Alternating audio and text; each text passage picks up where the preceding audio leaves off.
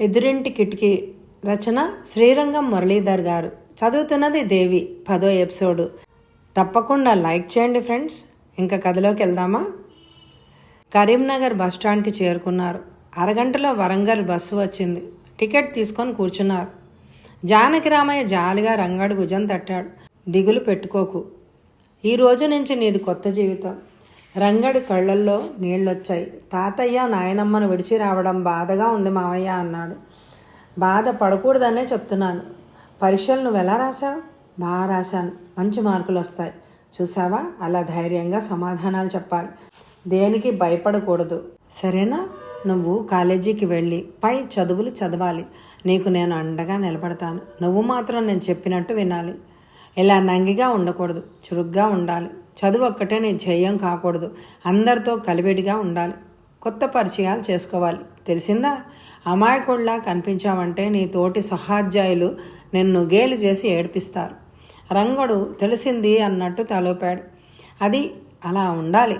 పాత సంగతులు మర్చిపో, నీకంతా మంచి జరుగుతుంది. అవును, మీ నాన్నకు అంత కోపం ఎందుకు వచ్చింది?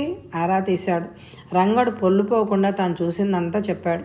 దీర్ఘంగా నెట్టూడ్చి, నేను కొంత ఊహించాను. సుధాకరం, కాంతం తమ బండారం బయటపడకుండా ఉండాలని నేరం నీ మీదకు దోశారు అన్నాడు జానకిరామయ్య. ఆ విషయాలు ఎవరు అడిగినా చెప్పకు. మరో 2 గంటల్లో వరంగల్లో ఉంటాం. నీ రాక కోసం రాధ ఆత్రుతగా ఎదురుచూస్తూ ఉంటుంది. రాధ ఎవరు మావయ్య? మా అమ్మాయి, నీకు మరదలు. నిన్ను తీసుకొస్తున్నానని ఇంటి నుండి బయలుదేరే ముందు చెప్పాను. సంతోషపడిపోయింది చిట్టి తల్లి. రంగారావు చెప్పడం ఆపాడు. అలసట అతన్ని ఆవరించింది. కళ్ళు మూసుకున్నాడు. గతం తాలూకు ఛాయలు అతన్ని కుదిపేశాయి. తండ్రి అవస్థను గమనించిన మానస లేచి వెళ్ళింది.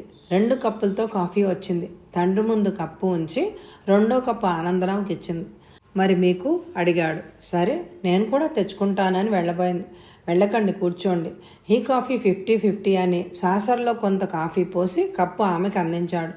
వాళ్ళిరువురు కాఫీ పంచుకోవడం ఓరగా చూసిన రంగారావు గారు తృప్తిగా నవ్వుకున్నారు. మానస తండ్రి నవ్వినందుకు సిగ్గుతో తలంచుకుంది. కాఫీ తాగండి సార్ అన్నాడు ఆనందరావు. బాగా అలసినట్టు కనిపిస్తున్నారు, మీకు విశ్రాంతి అవసరం, సెలవిప్పించండి. రంగారావు కప్పు కింద పెట్టి, నా మనసు అలజడికి లోనైన మాట నిజం. గుండెలో బాధ ఇన్నాళ్ళు పేరుకుపోయింది. ఒంటరిగా ఉన్నప్పుడు వాటిని తలుచుకొని నాలో నేను కుమిలిపోయిన రోజులున్నాయి. నాలో నిక్షిప్తమైపోయిన సంఘటనలు, సమస్యలు, వ్యక్తుల మనస్తత్వాలు ఏ నాటికైనా అవి బయటకు రావాలి. అది విన్నవారు జాలి పడితే మనసుకు కొంత స్వాంతన దొరుకుతుంది. మళ్ళీ సమయం రాకపోవచ్చు, అందుకే ఈరోజు అంతా చెప్పేస్తాను అన్నాడు రంగారావు ఏటో చూస్తూ. ఇంతవరకు నేను చెప్పింది ఒక భాగం అయితే ఇప్పుడు చెప్పబోయేది మరొక అధ్యాయం. తంబళ్లపల్లిలో గడిపిన జీవితం కంటే కాస్త మెరుగైంది. అయితే సవాళ్లు ఎదురయ్యాయి. ఇక్కడ అవమానాలు పొందాను. బస్సు దిగి రిక్షాలో ఇంటికొచ్చాను. అధునాతనమైన ఇల్లు, కాంపౌండ్లో అనేక పూల మొక్కలు. జానకిరామయ్య రంగడితో ఇంట్లోకి అడుగుపెట్టాడు. ఎదురొచ్చిన కూతుర్ని ఆప్యాయంగా చూశాడు. లంగా ఓణిలో బుంతబంతిలాగా ఉంది. చెవులకు జూకాలు, పొడవాటి నల్లటి జడ చివర బంగారపు కుప్పెలు. ఆడపిల్లలు ఇంత అందంగా ఉంటారా అనే చేష్టలుడిగి కనురెప్ప వేయకుండా ఆమెను చూస్తూ ఉండిపోయాను. పలకరింపుగా రంగడి వంక చూసి నవ్వింది. ఎవరికి వారే అని నిల్చుండిపోవడం గమనించిన జానకిరామయ్య నవ్వాడు. బాగుందర్రా, ఇద్దరికి అలా నుంచుండిపోయారు. రాధా, ఇతనే మీ బావ, పేరు రంగడు. కాదు కాదు రంగారావు, ఇది నా కూతురు రాధ. ఒట్టి రాధ కాదు సుమా, చిలిపి రాధ, నా బంగారు తల్లి అన్నాడు. రంగడు నమస్కరించాడు. రాధ ఒక్క అడుగు వెనక్కి వేసి అయ్యో అంది. కొత్త కదమ్మా, ఒట్టి అమాయకుడు. బావ భారమంతా నీదేనమ్మా. మట్టి ముద్దను నీకు ఇచ్చాను, నీ చాకచక్యం చూపించి ఒక మనిషిగా చెయ్యాలి అన్నాడు. రంగడి నుండి చూపు మరల్చింది. ఏ అమ్మా, ఈ పూట స్కూల్కి వెళ్ళలేదా? రంగా, అమ్మాయి 9వ క్లాస్ చదువుతోంది. బాగా చదువుతున్నారా? ఆహా అంది కళ్ళు ఎగరేస్తూ. భర్త గొంతు విని భార్య వసుమతి వచ్చింది. అక్కడే నిలబడిపోయారేంటి? ఒక్కరోజుకే మీ అమ్మాయి మీద బెంగ పెట్టేసుకున్నారా? నవ్వుతూ అంది.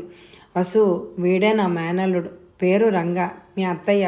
రంగడు వెళ్ళి ఆమె పాదాలకు నమస్కరించాడు. సుఖంగా ఉండు అంది తనలోని అసంతుష్టాన్ని కప్పిపుచ్చుకుంటూ. త్వరగా స్నానాలు చేసి రండి, భోజనం వడ్డిస్తాను అంది. మల్లయ్య, ఈ సామాన్ అయ్యగారి గదిలో పెట్టు అని పురమాయించింది. రంగడితో పాటు తెచ్చుకున్న సంచి మాత్రం కనపడింది. మొహం చిట్లించి, ఈ బాబు సంచి స్టోర్ రూమ్ పక్కగా ఉన్న గదిలో పెట్టిరా. జానకి రామయ్య తన గదిలోకి వెళ్ళిపోయాడు. బావా, నీ గది చూపిస్తాను అని అతన్ని తీసుకెళ్ళింది. ఇదే నీ గది, అటాచ్డ్ బాత్రూమ్, వేడినీళ్ళు సిద్ధంగా ఉన్నాయి, స్నానం చేసి బట్టలు మార్చుకొనిరా అంది. వెనక వచ్చిన వసుమతి కూతుర్ని చూసి, అతనికి ఏం కావాలో మల్లయ్య చూస్తాడు, వంటగదికి రా అంది. వసుమతి తల్లితో వెళ్ళింది. ఇదిగో రాధా, ముందే చెప్తున్నా, బావా బావా అంటూ మరి పూసుకుని తిరగక్కర్లేదు. పెద్దదాని అవుతున్నావు, చిన్నపిల్లవి కాదు. పరీక్షల మీద జాస ఉంచి చదువు అందే హెచ్చరికగా. అలాగేనమ్మా అని టేబుల్ మీద కంచాలు, మంచినీళ్లు, గ్లాసులు పెట్టింది. అంతా భోజనాలకు కూర్చున్నారు. వండిన పదార్థాలు టేబుల్ మీద ఉంచబడ్డాయి. వసుమతి తప్ప ముగ్గురు భోజనాలకు కూర్చున్నారు. సిగ్గు పడకుండా కడుపు నిండా భోంచేయి అల్లుణ్ణి ఉద్దేశించి అంది. ఈ కాకరకాయ వేపుడు కాస్త వేసుకో బావా, అమ్మ బాగా చేస్తుంది అంది రాధ. రాధా, నీ బలవంతం ఏమిటి? అబ్బాయికి ఏది ఇష్టమో అది తిన్నవ్వు అంది. రంగడికి ఏది సరిగ్గా తినాలి అని అనిపించలేదు. అది ఇది కాస్త కలుపుకొని భోజనం అయింది అని అనిపించాడు. జానకిరామయ్య ఇల్లంతా చూపించాడు. 6 గదులున్నాయి. ముందర విశాలమైన హాలు. జానకిరామయ్య పడగ్గది దాటాక విశాలమైన గది ఉంది. గాజు అలమరాలు 2 కనిపించాయి. వరుస క్రమాల్లో పుస్తకాలున్నాయి. వాటిపై రంగడి దృష్టి పడింది. గబగబా వెళ్ళి అలమరా తెరిచి పుస్తకాలను పరిశీలించాడు. ముఖం విప్పారింది. అది గమనించి, పుస్తకాలు చదువుతూ ఉంటావా అని అడిగాడు. అవును మామయ్య, ఇన్నాళ్ళు చదువు పేరుతో వీటి అవసరం రాలేదు. ఈ మధ్యనే చదవడం ప్రారంభించాను. గుడ్. పుస్తక పఠనం ఆత్మవిశ్వాసానికి దోహదం చేస్తుంది. నీకు ఇష్టమైన పుస్తకం తీసుకెళ్ళి చదువు. కానీ ఒక షరతు, చదివిన పుస్తకాన్ని యథాస్థానంలో ఉంచాలి. నాన్న చాలా పుస్తకాలు సేకరించారు. మంచి సాహిత్యాభిలాషి. ఈ ఊళ్ళో జరిగే సాహిత్య చర్చలకు వెళ్తూ ఉంటారు. అప్పుడప్పుడు సాహిత్య సమావేశాలు జరుగుతున్నప్పుడు నాన్నను అధ్యక్షుడిగా ఆహ్వానిస్తారు అంది రాధ. రంగా, ఈ పుస్తకం చదవడమే కాదు, రాధ పరీక్షలు పూర్తయ్యే వరకు ఆమెకు సహాయం చేయాలి. పరీక్షలు పూర్తి కాగానే 10వ తరగతి పుస్తకాలు తెప్పిస్తాను. ముందు నుండే బాగా ప్రిపేర్ అయితే 10వ తరగతిలో మంచి మార్కులు తెచ్చుకోవచ్చు. ఏమంటావు రాధా? రాధ అంగీకారంగా తలూపింది. అన్నట్టు రంగా, ఆ మందులు వేసుకోవడం మర్చిపోకు అని గుర్తు చేశాడు. మందులేంటి నాన్న అని అడిగింది రాధ. వెళ్ళు రంగా, నీ గదిలో విశ్రాంతి తీసుకో, మందులు వేసుకోవడం మర్చిపోకే, నేను కాస్త నడుము వాలుస్తాననేసి వెళ్ళిపోయాడు. రంగడు అల్మరాలోంచి ఒక పుస్తకం తీసుకొని గదిలోకి వెళ్ళాడు. పుస్తకం తెరిచి చదవడానికి ప్రయత్నించాడు. ప్రయాణ బాడలిక వల్ల మగతగా కళ్ళు మూతలు పడ్డాయి. నిద్రపోతున్నారా భర్తని అడిగింది వసుమతి. లేదు, రా ఇలా కూర్చో. ఆమెకు కూర్చోవడానికి చోటిచ్చాడు. భర్తకు ఆనుకొని కూర్చుంది. తనలో కలిగిన సందేహాన్ని నివృత్తి చేసుకోవాలనుకుంది. కానీ భర్త తన మాటలను అపార్థం చేసుకుంటాడేమోనని తటపటాయించింది. భార్యను అర్థం చేసుకోగలడు. తాను ఏదో అడగాలనుకుంటోంది. ఆమె సంశయాన్ని దూరం చేయడం భర్తగా తన కర్తవ్యం అని భావించి, మేనల్లుణ్ణి ఇక్కడికి తీసుకొని రావడం నీకు నచ్చలేదని నేను గ్రహించాను అని తాను తంబళపల్లి వెళ్ళడం, అక్కడ జరిగిన సంఘటనలు వివరంగా చెప్పాడు. సమయానికి అక్కడికి చేరుకోవడం వల్ల కుర్రాడు బ్రతికాడు. వాడి చదువు కోసం మనం ఖర్చు పెట్టని అవసరం లేదు. 10,000 ఆస్తి కింద వాడి వాటాకు వచ్చాయి. భోజనం ఖర్చులు మనకు లెక్కలు అనేది కాదు. ఇంట్లో పనిచేస్తున్న పనివాళ్లకు పెట్టగా లేనిది ఈ కుర్రాడికి భోజనం కింద ఒక ముద్ద పడేస్తే మనకు కలిగే నష్టం లేదు. చెల్లెలు ఆత్మశాంతి కలిగిస్తున్నానన్న తృప్తి మిగులుతుంది. వసుమతికి ఆ వివరణ అంతగా తృప్తి కలిగించలేదు. ఇద్దరూ ఎదుగుతున్న పిల్లలు. వారి మధ్య సాన్నిహిత్యం బలపడితే, ఓ అదా నీ భయం, రంగుణ్ణి అల్లుడిగా చేసుకుంటానని అనుకుంటున్నావు. అలాంటి ఆలోచన నాకు రాలేదు సుమా. వాడి జీవితానికి స్థిరత్వం కలిగించాలని అనుకున్నాను. రాధనిచ్చి పెళ్లి చేయను. నీ అంగీకారం లేకుండా ఒక్కనాటికి జరగదు. నేను క్యాంపుల మీద తరచూ పై గ్రామాలకు వెళ్లాల్సి ఉంటుంది. పనివాళ్ళు ఎందరున్నా స్వంత మనిషి అంటూ ఒకడుంటాడు. తెలివైన కుర్రాడు. రాధకు చదువులో సహాయపడతాడు. నువ్వైనా ఇప్పట్లో రాధ పెళ్లి మాట ఆలోచించకు. కనీసం అది డిగ్రీ అయినా పాస్ అవ్వాలి. 5 ఏళ్ల తర్వాత ఆలోచించాల్సిన విషయం గురించి ఇప్పుడే తలలు బద్దలు కొట్టుకోవాల్సిన అవసరం ఏంటి? నిన్ను కోరేది ఒక్కటే, పాపం దిక్కులేని పిల్లాడు. కాస్త నువ్వు ప్రేమగా ఆదరించు. మన వంతు కర్తవ్యంగా భావించి నిర్వర్తించాలి. ఫలితం ఆశించకు. అక్కడితో వారి మధ్య ప్రసక్తి ముగిసిపోయింది. అలా ఎంతసేపు నిద్రపోయాడో రాధ వచ్చి తట్టి లేపే వరకు కళ్ళు తెరవలేదు. కళ్ళు తెరిచి చుట్టూ చూశాడు. కొత్త ప్రదేశం. తానెక్కడున్నాడో తెలియలేదు. కాసేపటికి తేరుకొని ఎదురుగా నిల్చున్న రాధను చూసి చిన్నగా నవ్వాడు. బాగా నిద్ర పట్టేసింది. ఇప్పుడు టైం ఎంత అని అడిగాడు. సాయంత్రం అయింది. టీ తాగుతావా అని అడిగింది. అలవాటు లేదు, ఉండు ఇప్పుడే వస్తాను అని బాత్రూంలోకి వెళ్ళి కాళ్ళు చేతులు మొహం కడుక్కొని వచ్చాడు. కొత్త ప్రదేశం అయినా ఒళ్ళెరగని నిద్ర పట్టేసింది. మామయ్య ఏమనుకుంటారో. నాన్న అలా ఎప్పటికీ అనుకోరు. రాధా, నీ ఆప్షనల్ ఏంటి? British history. నాకు హిస్టరీ అంటే చాలా ఇష్టం అని. లెక్కలంటే భయం కాదు. లెక్కల్లో నాకు 100కి 95% మార్కులు వచ్చాయి. హిస్టరీ తీసుకోవడంలో తప్పలేదు. చాలామందికి హిస్టరీ అంటే చులకన భావం. నా ఉద్దేశంలో బ్రిటిష్ హిస్టరీ అందరూ చదవాలి అంటూ ప్రజాస్వామ్యం, పార్లమెంటు, ప్రధానమంత్రి, ఆనాటి పరిస్థితులు, వాటన్నిటి గురించి కాసేపు మాట్లాడుకున్నారు. అమ్మ స్కూల్ పుస్తకాలు తప్ప పుస్తకాలు చదవకూడదు అంటుంది. నాన్న ప్రోత్సహిస్తూనే ఉంటారు. రాధా, చదువు ఆపేసి ఏం ముచ్చట్లు? వసుమతి గొంతు వినపడగానే రాధ వెళ్ళిపోయింది. ఆ గదిలో కూర్చుంటే ఏం తోస్తుంది? వాకిట్లోకి వెళ్ళి కాసేపు తిరుగు వసుమతి అంది రంగడితో. రంగడు తప్పదన్నట్టు లేచి వాకిట్లో కూర్చాడు. రాధతో మాట్లాడాలని ఉంది కానీ అత్తయ్య విసుక్కుంటుందని పూల మొక్కలను చూస్తూ గడిపాడు. గేటు మీద ఆర్చి మీద అల్లుకున్న బోగన్విల్లా పూలు అందంగా కనిపించాయి. అక్కడ సిమెంట్ బెంచి ఉంటే దాని మీద కూర్చున్నాడు. లోపల ఎక్కడో మామయ్య ఉన్నాడు. ఒంటరిగా కూర్చుంటే ఇంటి మీద ఆలోచనలు. తాతయ్య, నానమ్మలు గుర్తుకొచ్చి దిగులేసింది. తను కష్టపడి చదవాలి. మామయ్యకు మాట రాకుండా చూడాలి.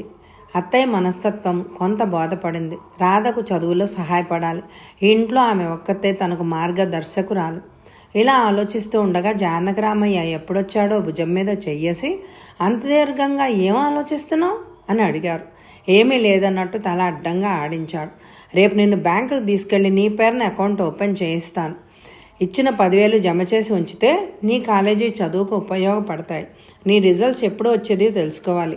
ఇందాకే మీ తాతయ్యకు ఉత్తరం రాశాను. క్షేమంగా చేరావని, నీ రిజల్ట్స్ రావడం ఇంకా నెల రోజుల సమయం ఉందని, కాలేజీలో సీటు విషయం గురించి తెలుసుకుంటాను. అంతవరకు పుస్తకాలతో కాలక్షేపం చేయి. రాధ పరీక్షల గురించి నువ్వు తెలుసుకుంటూ తెలియంది చెప్పాలి. సినిమాకు వెళ్ళాలనిపిస్తే రాధకు చెప్పు. బంట్రోతుని తోడిచ్చి పంపుతుంది. రేపు రాత్రి నేను క్యాంప్ మీద వెళ్తున్నాను.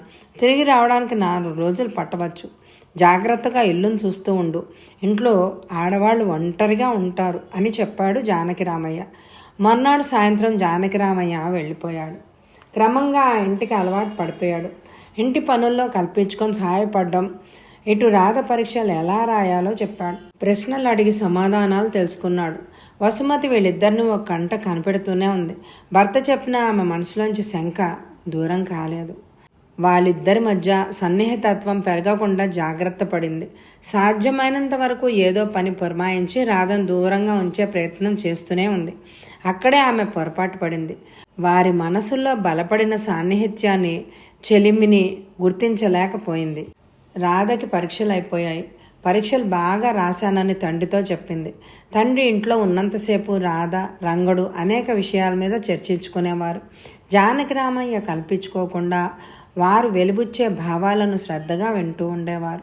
వసుమతి మనసులోనే విసుక్కుంటూ వాళ్ళు కూర్చున్న దరిదాపుల్లోనే ఏదో పని ఉన్న దానిలాగా తిరుగుతూ ఉండేది. రాధ 9వ క్లాస్ పాస్ అయింది మంచి మార్కులతో. మే నెల చివరి వారంలో హెచ్ఎస్సి పరీక్షా ఫలితాలు వెలువడ్డాయి. రంగడు ప్రథమ శ్రేణిలో పాస్ అయ్యాడు. కరీంనగర్ జిల్లా అంతటికి మొదటివాడుగా నిలిచాడు.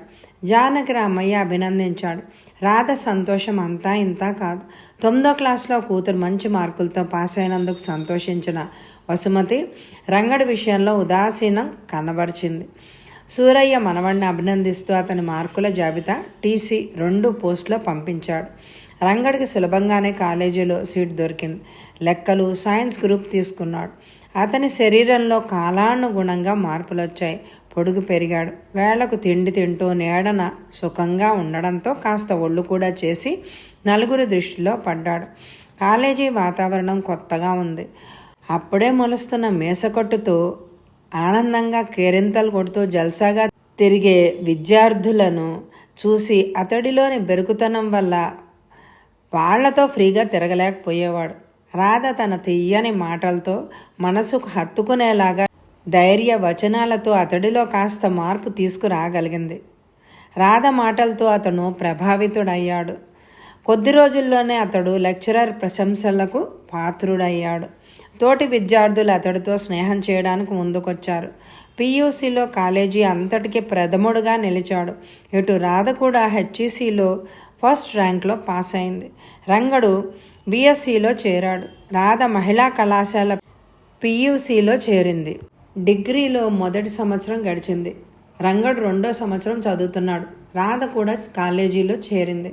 మొదటి నుంచి ఆమెకి ఆర్ట్స్ సబ్జెక్ట్ ఇష్టం కాబట్టి డిగ్రీలో కూడా అదే తీసుకుంది. ఒకనాడు జానకిరామయ్య రంగణ్ణి పిలిచి టెలిగ్రామ్ చేతికిచ్చాడు. సూరయ్య తులసమ్మ ఒకే రోజు కాలం చేశారన్న వార్త చదివి బోరున విలపించాడు. ఆ రోజు సూరయ్య వస్తూ ఊరి మధ్యకు రాగానే గుండెల్లో నొప్పి రావడంతో నిల్చున్న చోటనే కుప్ప కూలిపోయాడు. ఊరివాళ్ళు అతని చుట్టూ చేరి అతడికి సపర్యలు చేశారు. కానీ అప్పటికే అతనిలోని జీవం అనంత ఆకాశంలో కలిసిపోయింది. ఆ వార్త విన్న తులసమ్మ నిశ్చేష్టురాలై కళ్ళు మూసుకొని గోడకు జారగిలపడి కూర్చుండిపోయింది. సూరయ్య శరీరాన్ని ఇంటికి చేర్చారు. తులసమ్మను చేత్తో తట్టి పిలిచారు. ఆమె శరీరము పక్కకు ఒరిగిపోయింది. ఆమె ప్రాణాలు భర్తతో పాటు ప్రయాణించాయి. ఆ పుణ్య దంపతులు జంటగా అసువులు బాయడం ప్రధాన చర్చనీయ అంశమైంది. ఊరంతా కదిలొచ్చింది. కడసారి ఆ దంపతులను దర్శించుకొని శ్రద్ధాంజలి ఘటించారు. ఊరుకు చెందిన నాయకులు ముఖ్యులు అంతా కలిసి వారి దహన క్రియలు ఘనంగా జరపాలి అని నిశ్చయించుకున్నారు. పరమేశాన్ని ఆ ఇంటి ఛాయలకు కూడా రానియకుండా అతడు నిప్పు పెట్టడానికి వీల్లేదు అని తీర్మానించారు. చివరి నిమిషంలో జానకిరామయ్య రంగడు వచ్చారు. తాతయ్యను నాన్నమ్మలను చూసి రంగడు నేల మీద పడి పొర్లుతూ విలపించాడు. జానకిరామయ్య బలవంతంగా అతన్ని లేవదీసి పక్కకు తీసుకొని వెళ్ళాడు. ఊరంతా కదిలింది. ఊరేగింపుగా వారి శవాలను తీసుకొని శ్మశానానికి వెళ్ళారు. తలో చెయ్యి వేశారు. వారి చితులకు నిప్పంటించారు. వారి పట్ల గల గౌరవాన్ని ప్రకటించారు. దుఃఖించని వారు లేరు. శోకతప్త హృదయాలతో అశ్రుతర్పణం గావించారు. ఇన్నాళ్ళు తంబళపల్లిలో తాతయ్య నానమ్మ ఉన్నారని, ఏనాటికైనా వారి దగ్గరికి వెళ్ళాలని ఆశ ఉండేది. వారు లేకపోవడంతో ఆ ఊరితో శాశ్వతంగా బంధం తెగిపోయింది. దిగులుగా కూర్చుండిపోయిన రంగణ్ణి చూసి జానకిరామయ్య ఇలా అన్నాడు. రంగా, మీ తాతయ్య నానమ్మలు పుణ్య దంపతులు. వారి ప్రేమ అజరామరం. చావు కూడా వారి ప్రేమను విడదీయలేకపోయింది. ఏది శాశ్వతం కాదు. వాళ్లకు నువ్వంటే తగని ప్రేమ. వాళ్ళ రుణం తీర్చాలి. నువ్వు బాగా చదవాలి, వృద్ధిలోకి రావాలి, మంచి ఉద్యోగం సంపాదించు, వారి కలలు నిజం చెయ్యి. రంగడు తిరిగి వరంగల్కు వచ్చినా ఎప్పుడు ఒంటరిగా కూర్చొని దీర్ఘంగా ఆలోచిస్తూ కంటతడి పెడుతూ ఉండేవారు. రాధ అతన్ని ఓదారుస్తూ సదా కనిపెట్టుకొని తిరిగేది. ఆలోచనల నుంచి మరలించి చదువులో శ్రద్ధ వహించేలాగా చేసింది. కొన్నాళ్ళు గడిచేసరికి యథావిధిగా కాలేజీకి వెళ్ళి వస్తుండేవాడు. 2 నెలలు గడిచాయి. పిడుగులాంటి వార్త జానకిరామయ్యకు చేరింది. సుధాకరం కాంతం ఏకశయ్య గతులై ఉండడం కళ్ళారా చూసి పరమేశం కోపంతో కొడుకును కాంతాన్ని కొట్టాడట. సుధాకరం తిరగబడి తండ్రిని కొట్టాడట. ఆ సంఘర్షణలో సుధాకరం మూలనున్న రోకలి బండతో తండ్రి తల పగలగొట్టాడట. ఆ రాత్రికి రాత్రే సుధాకరం చేతికి అందినంత డబ్బు తీసుకొని కాంతంతో పారిపోయాట. పరమేశాన్ని హాస్పిటల్లో చేర్పించిన ప్రయోజనం లేకపోయిందట. తల మీద బలంగా పడిన దెబ్బ వల్ల శరీరంలోని కుడి భాగం చచ్చుపడిపోయి నిలువుగుడ్లు వేసుకొని చూస్తున్నాడే తప్ప నోటి నుండి మాట రావడం లేదట. నిస్సహాయ స్థితిలో పడున్న అతన్ని చూసేవారే లేరట. ఆ వార్త తెలిసినా జానకిరామయ్యలో జాలి కలగలేదు. కానీ అతనిలో మానవత్వం ఊరుకోలేదు. ఒక మనిషిని డబ్బిచ్చి పంపించాడు. చివరి దశలో ఉన్న అతడికి మనిషి సహాయం అవసరమని ఆ గ్రామంలో బాగా ఎరుగున్న మనిషి ద్వారా ఏర్పాటు చేశాడు. రంగడి చదువుకు భంగం కలగకూడదని తంబళపల్లిలో జరిగేదేది అతనికి చెప్పకుండా దాచాడు. అతడిప్పుడు డిగ్రీ చివరి సంవత్సరం చదువుతున్నాడు. మరొక 2 నెలల్లో ఫైనల్ పరీక్షలు ఉన్నాయి. జానకిరామయ్యకు తహసీల్దారిగా మంచి పేరుంది. నిజాయితీగా నిక్కచ్చిగా ఉంటాడని, ప్రలోభలకు లొంగడని జనం అనుకుంటున్నారు. కలెక్టర్ చేత మెప్పు పొందాడు. అతన్ని అభిమానించేవారు గౌరవించేవారు ఎంతమంది ఉన్నారో అంతేమంది అతన్ని ద్వేషించేవారు ఉన్నారు. సరుకుల్లో కల్తీ జరిగాయని తెలిస్తే భారీ భరతం పట్టేవాడు. అన్యాయం ఎక్కడ జరిగితే అక్కడ ప్రత్యక్షం అయ్యేవాడు. జానకిరామయ్యకు ప్రమోషన్ వచ్చింది. డిప్యూటీ కలెక్టర్ అయ్యాడు. సాధారణంగా ప్రమోషన్తో పాటు బదిలీ కూడా జరగడం ఆనవాయితీ. కలెక్టర్ అతన్ని వదిలిపెట్టదలుచుకోలేదు. అతడి సేవలు అత్యవసరమని పై అధికారులకు నచ్చజెప్పి ఉన్న చోటే పోస్టింగ్ వేయించాడు. వచ్చే ఎపిసోడ్లో కలుసుకుందామా? ఈ ఎపిసోడ్కి ఎక్కువ లైకులు ఇవ్వండి. Thank you very much my dear friends.